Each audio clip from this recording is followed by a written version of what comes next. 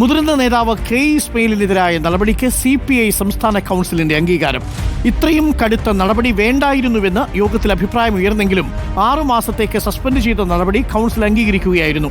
അതേസമയം സമ്മേളനങ്ങളിൽ ചേരിതിരിഞ്ഞ് മത്സരം സമ്മതിക്കില്ലെന്ന് സംസ്ഥാന സെക്രട്ടറി ബിനോയ് വിശ്വം വ്യക്തമാക്കി. അഭിപ്രായങ്ങൾ പറയുന്നതിനോ പേര് നിർദ്ദേശിക്കുന്നതിനോ തടസ്സമില്ലെന്നും ബിനോയ് വിശ്വം പറഞ്ഞു. റഹീസ് റഷീദ് ചേരും കൂടുതൽ വിവരങ്ങളുമായി. റഹീസ് റഷീദ്, ഇന്നിപ്പോൾ ഏറ്റവും പ്രധാനപ്പെട്ട തീരുമാനങ്ങളിലൊന്ന് യോഗത്തിൽ CPI സംസ്ഥാന കൗൺസിൽ അംഗീകാരം നൽകിയിരിക്കുന്നത് കെ ഇസ്മയിലിനെതിരായ അച്ചടക്ക നടപടിയാണ്. വിയോജിപ്പോടുകൂടിയാണോ സംസ്ഥാന കൗൺസിലിന്റെ അംഗീകാരം?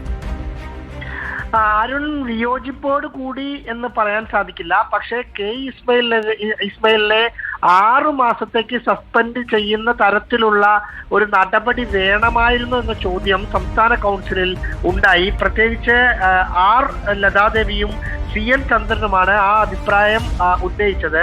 അത്ര വലിയ ശിക്ഷ വേണ്ടായിരുന്നു, ശിക്ഷ കുറച്ച് കുറയ്ക്കാമായിരുന്നു എന്ന അഭിപ്രായമായിരുന്നു. പക്ഷേ ബിനോയ് വിശ്വം അതിന് നൽകിയ മറുപടി, ഇത് ആദ്യ തവണയല്ല കെ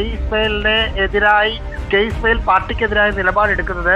3 തവണ കെ ഇസ്മയിലിന് മുന്നറിയിപ്പ് നൽകിയിരുന്നു. എന്നിട്ടും കെ ഇസ്മയിൽ പാർട്ടിക്കെതിരായ നിലപാടെടുത്തു. എറണാകുളം ജില്ലാ സെക്രട്ടറിയും മുൻ MLA P രാജുവിന്റെ മരണമുണ്ടായ സമയത്താണ് പാർട്ടിയെ പ്രതിക്കൂട്ടിൽ നിർത്തുന്ന അഭിപ്രായ പ്രകടനം ആദ്യം ഫേസ്ബുക്കിലും പിന്നീട് സോഷ്യൽ മീഡിയയിലും ഇട്ടത്.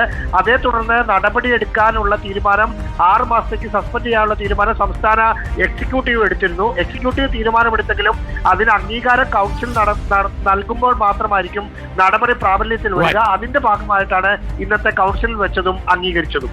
എന്തായാലും CPIയുടെ മുതിർന്ന നേതാവ് കെ ഇസ്മയിലിനെ 6 മാസത്തേക്ക് സസ്പെൻഡ് ചെയ്ത നടപടിക്ക് ഇപ്പോൾ CPIയുടെ സംസ്ഥാന കൗൺസിലിന്റെ അംഗീകാരം ഉണ്ടാവുന്നു എന്നുള്ളതാണ് ഏറ്റവും പ്രധാനപ്പെട്ട കാര്യം. എന്നാൽ ശിക്ഷാ കാലാവധി ഇത്ര വേണമായിരുന്നു എന്ന ചോദ്യവും CPIയുടെ സംസ്ഥാന കൗൺസിൽ ഉയർന്നു എന്നാണ് ഞങ്ങളുടെ പ്രതിനിധി റഹീസ് റഷീദ് റിപ്പോർട്ട് ചെയ്തത്.